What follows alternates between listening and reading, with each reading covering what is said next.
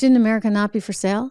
When you see these bank records, and I've looked through all of them, they were gotten thanks to Representative James Comer and the House Oversight Committee, and they got them from Treasury. It wasn't easy getting these things from Treasury, but they got quite a bit of these records. 20 different LLCs started up. What do you know? As soon as Joe Biden becomes vice president of the United States, and all of a sudden Hunter starts making money. Hunter, who's like a mess. Like, let's be honest, like this guy is a freaking mess with the drugs and the gun and the multiple, affairs. And I'm being discreet, like bad stuff. Okay.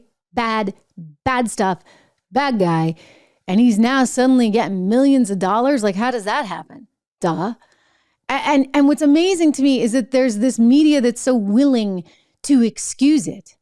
In fact, if you go back and you look at some of the media reports about what was Joe Biden doing back in 2019, forgive me, even earlier, these are 2019 reports when everything was coming out, and Trump was out there sort of sniffing around saying, well, just exactly what have you got? What have you got on Joe Biden? So he was asking, and he got impeached a second time for that one.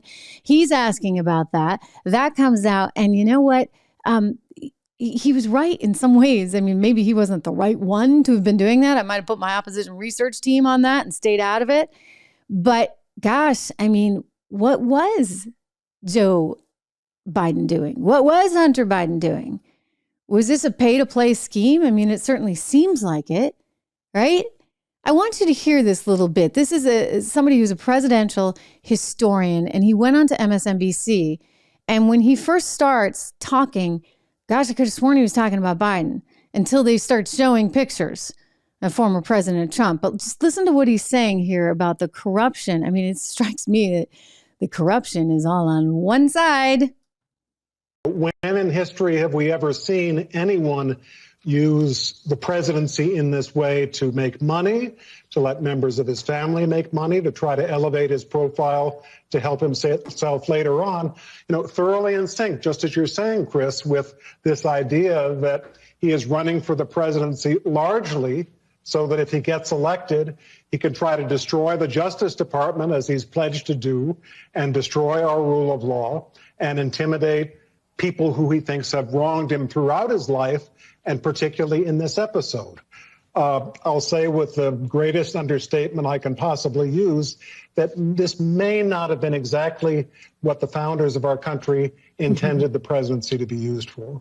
Well, you know what I'll say? I'll just, oopsie, we're skipping ahead there to none other than Carlos Santana. We'll hold off on that for a minute, but I would just say, you know what? I would just say that our founding fathers did not anticipate that Joe Biden would have a son that then suddenly, was kind of selling the Biden brand, which is exactly what Devin Archer said and testified to the House Oversight Committee was going on. They were selling the Biden brand. And then, as I mentioned, there were these articles that came out in 2019 in both the LA Times and the New York Times. I've shown them to you before. But basically, if you look at those, what do they say? Oh, well, this is common practice. This is common practice for someone, especially in Eastern European countries, for someone to have a family member that's related to somebody in the White House, and then they get them on board, and it helps protect the head honchos there in Eastern Europe. I'm sorry, we're like sanctioning this now? That's okay? I don't think so. I don't think the founding fathers intended any of that, and I don't think the media should be sanctioning it in any way, but they are just carrying his water. Like this guy, this presidential historian out there on MSNBC, this guy is so off. I mean, he's saying the family members are profiting. Well, we know that Hunter Biden was profiting. You want to go after the Trump kids? For goodness sakes, like those kids had a business, like a real business, all right? I'm just like, let me be objective here. They had a business. I'm like, what do you want with this whole White House thing, for goodness sakes, right? Who needs that? I think, there's a lot of different reasons people go into politics. Some of it's ego.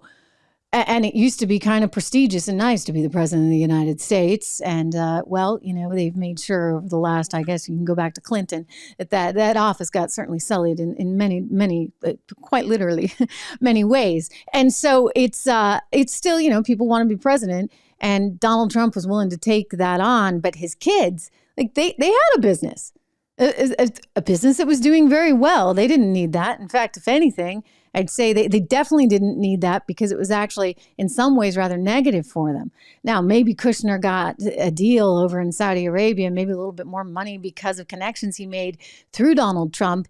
But even that, like, you'd have to weigh the good with the bad, because there are a lot of people that won't do business now with Kushner because of his association with his father-in-law. So I think that one's kind of a wash. And I would say if anybody's coming out on the higher end of getting a deal, getting money because their dad is in the White House, well, that would just have to be Hunter Biden, right? Like, that's clearly the one that is making out a whole lot better. Hey everyone, Trish Regan here. If you enjoyed that clip, please do me the favor of subscribing to the channel. Just hit that little subscribe button right over there. Did I do that right? Not quite, but you know where it is. Subscribe to the channel, hit the bell so that you get the alerts, and I'll see you back on the show.